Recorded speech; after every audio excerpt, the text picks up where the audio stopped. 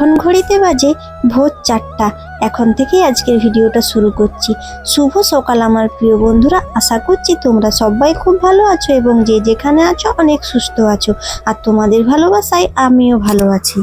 বাঁকুড়া জেলার ছোট্ট একটি গ্রাম থেকে আমি পূজা, আমার নতুন একটা ব্লগ ভিডিওতে তোমাদের সবাইকে অনেক অনেক ওয়েলকাম। বন্ধুরা, তোমরা দেখতেই পাচ্ছ আজকে আমি ভোর 4টার সময় উঠে রান্না করতে লেগে গেছি। বাইরের বাসি কাজগুলো এখনো পড়ে রয়েছে, কেবলমাত্র রান্নাঘরটাকে বাগিয়ে নিয়েছি, কেননা গরম ভাত করতে হবে। সকালে ভাত রান্না করলাম, কেননা সারাদিন তো মুড়ি খেয়েও থাকতে পারে কিংবা না খেয়েও থাকতে পারে, সে কারণে আমি সকাল সকাল আলু ভাত রান্না করে নিলাম বর আর ভাইয়ের জন্য। সকাল 6টার সময় হাটে যাবে, এখন বাজে 4:30টার মতো। তাড়াতাড়ি করে রান্নাটা বসিয়ে দিচ্ছি, তাহলে 6টার আগেই হয়ে যাবে, খেয়ে যেতে পারবে। আমার স্বামীর জন্য যাদের মায়া নেই তাদের জন্য আমারও কোনো মায়া নেই, হোক সেটা বাবার বাড়ির লোক কিংবা শ্বশুর বাড়ির লোক। আমি তো প্রতিদিন আমার কথা বলি ভিডিওতে, আমার দুঃখ কষ্টগুলো তোমাদের সাথে শেয়ার করি। বিয়ের পর একটা ছেলেও কতটা অসহায় পড়ে তোমরা জানো, তাদের মা বাবার কাছ থেকে কতটা পর হয়ে যায়। এতটাই পর হয়ে যায় যে মা বাবার কথায় কষ্ট পেয়ে কান্না করে আমার বর, জানো তো। এই যে এখন আমি যে ভোরবেলায় রান্না করছি, যদি না রান্না করতাম আমার বর হয়তো না খেয়ে চলে যেত হাটে, বাড়ি ফিরবে সেই রাত্রের কাছাকাছি। সারাদিন হয়তো মুড়ি খেয়েও থাকবে কিংবা দোকানে ভিড় থাকলে না খেয়েও থাকতে পারে। এখন আমি ভাতটা রান্না করছি পালা দিয়ে, জানো তো আজকে না কাঠ নেই, আগের দিন কাঠ শেষ হয়ে গেছে, তাহলে পালাতে রান্না করতে হচ্ছে। একটু কোনো দিকে গেলে উনুনটা নিমে যাচ্ছে, সে কারণে একটু ভাতটা হতে দেরি হয়ে গেল। আমি ভাবছিলাম যে 5:30টার আগে করে নেবো, কিন্তু হয়নি, জানো তো প্রায় 6টা মতোই বেজে গিয়েছিল। দেখছো কেমন ভাবে আমি উনুন জ্বালিয়ে, দিকে দেখো নিমে গেলে এই ফুকচনটা দিয়ে ফুকে দিই, তাহলেই জ্বলে যাবে। পালায় রান্না করলে কি জানো তো, বাইরের আর অন্য কোনো কাজ হবে না, বসে বসে উনুনেতে জাল দাও। এই দেখো আমি এখন ঘরের মধ্যে চাল আনতে যাচ্ছি। আমাদের ঘরের ভেতরে কোথায় চাল আছে আমি সেটা আজকে তোমাদেরকে দেখাচ্ছি। এখানে যতগুলো ডাম হাঁড়ি দেখতে পাচ্ছ, এখানে সব আটা চাল এসবই আছে। এখন আমি কিছু চাল নিয়ে নেবো ভাত রান্না করার জন্য। খুব ভয় লাগছে জানো তো, অনেকটা অন্ধকার অন্ধকার। কুকুরগুলো যখন ঘেউ ঘেউ করছে, বুকের ভিতরটা কেমন কেঁপে উঠছে। সবাই ঘুমোচ্ছে, সেই সকালে উঠবে, আর এখন প্রায় রাত্রির মতনই লাগছে যতই ভোর হোক। বাজছে প্রায় 5:30টার মতো। ভাত কিন্তু এখনো হয়নি, রান্নাঘরে আমার ভাত হচ্ছে, আর এদিকে আমি আমাদের বাইরেটা একটু ঝাড় দিয়ে দিচ্ছি। মাড়ুলি দেওয়া হয়ে গেছে, ভাত বসানোর আগে ঘুম থেকে উঠেই আগে আমি ভোরবেলাতে মাড়ুলি দিয়ে দিয়েছি। তারপর অন্ধকার ছিল বলে আর ঝাড় দিইনি। আর তারপর তো দেখলে পালার জালে রান্না চলছিল, তো এখন কিছু কাঠ ভেঙে এনেছি, তারপরে ভাতটা হচ্ছে আর আমি বাইরেটা ঝাড় দিয়ে দিচ্ছি। প্রতিদিন আমি যেমন কাজ করি, সবাই ঘুম থেকে ওঠার আগে আমার সবকিছু কাজ সারা হয়ে যায়, আজকেও সেটাই চাই। সবাই ঘুম থেকে ওঠার আগে আমি কাজকর্মগুলো সেরে ফেলতে চাই। এখন আমি এই বাসনগুলো ধুয়ে নেব, অনেকগুলো বাসন জমা হয়ে গেছে। আর চলো বন্ধুরা, আমি আমার সংসারের কাজ করতে করতে আমার প্রিয় বন্ধুদের কিছু কমেন্টের রিপ্লাই দিয়ে দিই, যেগুলো আমার খুব ভালো লেগেছে। কমেন্টটি করেছে রিনা সাউ। দিদি ভাই বলেছে, পূজা আমি তোমাকে যতই দেখছি ততই অবাক হচ্ছি, তুমি এত ছোট বয়সে এত কিছু কাজ করো কিভাবে? তোমার মা বাবাকে একটু দেখাবে, তোমার ঠিক একদিন ভালো হবেই। পূজা তুমি এগিয়ে চলো, তোমার জন্য অনেক অনেক ভালোবাসা রইলো। থ্যাংক ইউ দিদি ভাই, তোমার এই কমেন্টে আমার খুব ভালো লেগেছে, আর আমার পাশে থাকার জন্য অনেক অনেক ধন্যবাদ। আর তোমাকেও অনেক অনেক ভালোবাসা গো দিদি ভাই আমার পাশে থাকার জন্য। তোমাদের এত সুন্দর কমেন্ট করলে মনে আমি আরো জোর পাবো, আরো আগে এগিয়ে যেতে পারবো।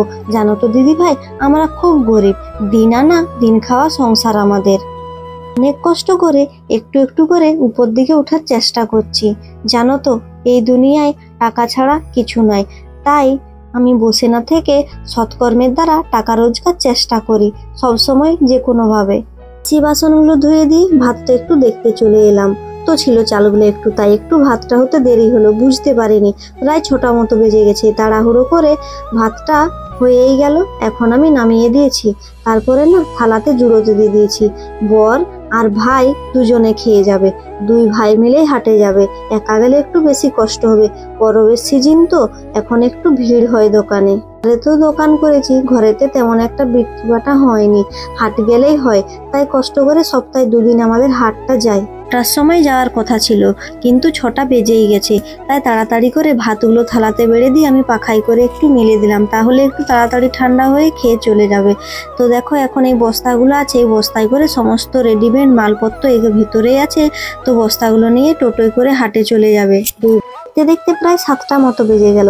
টিউশনে ছেলে মেয়েরাও চলে এসেছে। এরপর আমাকে পড়াতে বসতে হবে।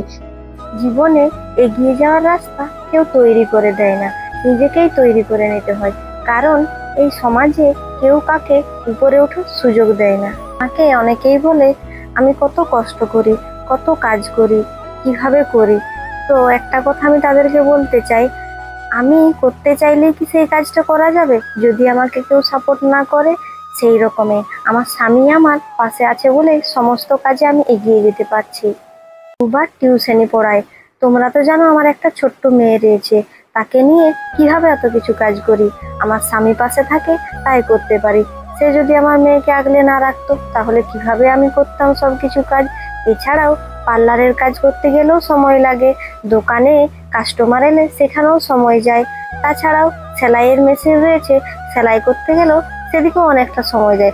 তাছাড়া আমার সংসারের কাজ তো রয়েছে, যেগুলো করে করেই আমার দিন কাটছে। স্বামীর কাছে স্ত্রী কখনো বোঝা নয়, তবে নির্দিষ্ট একটা বয়সের পর মা বাবার কাছেই মেয়েরা বোঝা হয়ে যায়। কিন্তু স্বামী নামক মানুষটা স্ত্রী সন্তানকে সুখে রাখতে মৃত্যুর আগে পর্যন্ত অক্লান্ত পরিশ্রম করে যায়। এখন ঘড়িতে বাজে প্রায় 10টা মতো। টিউশন ছেড়ে দিয়ে বাড়ির সকলে সকালের খাবার খেয়ে আমি বাসি নাইটিটা ছেড়ে দিয়ে দুপুরের জন্য ভাত বস করিয়ে দিয়েছি। দিন 9টার সময় ভাত বস করায়, আজকে একটু দেরি হয়ে গেছে 10টা মতো। সে কারণে স্নানটা ভাবলাম যে রান্নার পরেই করব। বকতে বকতে এদিকে আমার ভাত হয়ে গেল। আমি হাঁড়ির 4 সাইডটা এখন একটু জল দিয়ে মুছে দিচ্ছি। জানো তো, পাঁচ বুলিয়ে দিই, তার উপরে বালি ছড়িয়ে দিই, তাহলে ভাত রান্না হওয়ার পরে একটু জল দিয়ে ঘষে দিলে ছেড়ে যায়। তাহলে হাঁড়িটা মাজা হাঁড়ির মতনই দেখতে লাগে, তাহলে আর মাজতেই হয় না, একটু ঘষে দিলেই ছেড়ে যায়। ভাত বেড়েছি, খাবি আয়। মায়ের বাড়ি গেলেই শুধু এই কথাটা শুনি। বাকি দিনগুলো নিজেই বেড়ে খাই, কারণ মায়ের জায়গা তো অন্য কেউ নিতে পারবে না। কথাটা কেন বললাম জানো তো, শ্বশুর বাড়িতেই যত জ্বর হোক না কেন, যতই অসুস্থ হোক না কেন, নিজেকেই রান্না করে নিজেকেই বেড়ে খেতে হয়। আর যখন বাপের বাড়িতে থাকতাম বিয়ের আগে, তখন কিন্তু মা আমাকে খাইয়ে দিত একটু শরীর খারাপ হলে। সেই জায়গা যেখানে আমি এখন থাকি, সারাদিন অক্লান্ত পরিশ্রম করার পরও দিন শেষে আমাকে শুনতে হয় সারাদিনে কি কি কাজ করলাম যে শরীর খারাপ। যেই ঘরেতে জন্ম নিয়েছি, যেখানে জীবনের 19টা বছর পার করেছি, যে মেয়েটা সবার আদরে থাকতো, একটু অসুস্থ হলে বাবা মা বাড়ির সবাই মাথায় করে ফেলে। মেয়ের জন্য যে বাবা মা তার মেয়ে না খেলে তারাও খেত না, সেই পরিবারটাকেই ছেড়ে আসতে হয়েছে। পর হয়ে যায় প্রতিটি মেয়ে, নিজের বাড়িতে তখন তারা আত্মীয় হয়ে যায়। এর চেয়ে বড় ত্যাগ কিছু আছে বলে আমার জানা নেই। এরকমটাই হয় আমাদের মেয়েদের সবার সাথে। যেখানে জন্ম হবে, বড় হবে, নিজের মা বাবাকে ছেড়ে অন্য জায়গায় দিনের পর দিন, বছরের পর বছর, জীবনের শেষ মুহূর্ত পর্যন্ত সেই জায়গায় কেটে যায়। তা হওয়ার পরে ভাতের ফ্যানটা ঝেড়ে নিলাম, আর এদিকে আমার সবজি কাটা হয়ে গেছে। করলা ভাজা, কাঁচকলা ভাজা, আর ছাতু, পেঁপে ভাজা, আর মুসুর কলাইয়ের ডাল, আলু পোস্ত, এ সমস্তই আজকের মেনু ছিল। তাছাড়াও আমাদের বাড়িতে একজন অসুস্থ আছে, মুসুর কলাইয়ের সেদ্ধ রেখেছি, গন্ডাল বাটা করেছি, আর পোস্ত বাটা করেছি। আর ননদের মেয়ে হয়েছে, সে এখন আমাদের বাড়িতেই আছে। জন্য একটু কাজের চাপটা বেশি, রান্না বান্নাটা তার জন্য আলাদা করে করতে হচ্ছে, সেই কারণে আর কি। সে এখন অনেকটাই অসুস্থ আছে, তাই আমাদের বাড়িতে এনে রাখা হয়েছে। আর এই যে ছাতুর চচ্চড়িটা আমি ঢাকা দিয়ে দিলাম। এখানে আমার সব কিছু ভাজাভুজি হয়ে গেছে। আর ছাতুর চচ্চড়িটা কি বলবো, মাংসর স্বাদকেও হার মানিয়ে দেবে। টেস্ট, মাংস আর ছাতু যদি এক জায়গায় রাখা হয়, আমি তো এই ছাতুটাকেই বাছবো, একবারেই খাই। তাই মনে হয় একটু বেশি স্বাদ লাগে, কিন্তু সত্যি খেতে খুব ভালো লাগে, মাংসর থেকে অনেকটাই ভালো। তাই বললাম আজকে রান্না করার আগে স্নান করে নিই। বললাম তো বাসি কাপড় ছেড়ে রান্না বস করে দিয়েছিলাম। এখন আমি খেলে নে চান করতে চলে গিয়েছিলাম। আজকে বেজে গিয়েছে প্রায় 2:30টা মতো। একটু কাচার ছিল, সেগুলোও কেচে নিয়ে চলে এলাম। এই শাড়িটা পরে আগের দিন আগমনীর ভিডিও শ্যুট করেছিলাম, সেটাও একটু নোংরা হয়ে গেছিল, সেটাও কেচে নিয়েছিলাম। সামনে কেরেনে জল যাচ্ছিল, তাই কেরেনে জল যাচ্ছে সামনে, তাই রান্না করার পরে স্নানটা করলাম। যদি পুকুরে জল যেত তাহলে তো সে সকালে স্নান করে আসতে হতো। এই ভিডিওতে আমি অনেক কথা বলেছি বন্ধুরা, যদি আমি কোনো কিছু ভুল কথা বলে থাকি তোমরা সবাই আমাকে ক্ষমা করে দিও। যে সকল বন্ধুরা আমার ভিডিওটা এখনো দেখছো, তোমাদের সবাইকে অসংখ্য অসংখ্য ধন্যবাদ। করে আসার পরে শুধুমাত্র শর্ট ভিডিও বানিয়েছিলাম, আর এমনি সংসারের যা কাজ থাকে সেগুলোই হয়েছিল, সেসব কিছু আর ভিডিও ক্যামেরাতে তোলা হয়নি। এর মাঝেও অনেক কাজ থাকে বন্ধুরা, সব কিছু তো ক্যামেরাতে তোলা সম্ভব নয়। যাই হোক বন্ধুরা, আজকের ভিডিওটা আর বড় করব না, এখানেই শেষ করছি। তোমরা সবাই ভালো থাকবে এবং সুস্থ থাকবে। এর সাথে দেখা হচ্ছে পরবর্তী ভিডিওতে।